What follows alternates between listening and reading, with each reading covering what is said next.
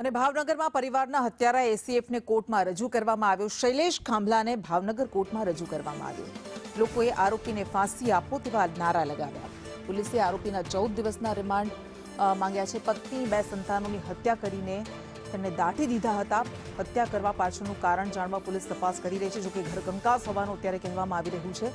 કપડાની બેગ, ચપ્પલ ક્યાં નાખ્યા તેને લઈને તપાસ કરાઈ રહી છે। અન્ય કોઈ સાથે પ્રેમ સંબંધ છે કે કેમ તેને લઈને પણ તપાસ હાથ ધરાઈ છે। 5 તારીખની વહેલી સવારે હત્યા બાદ પોતે તળાજા ગયો હતો। હવે હત્યા બાદ તળાજા શા માટે ગયો હતો તેને લઈને પણ પોલીસ અત્યારે તપાસ કરી રહી છે।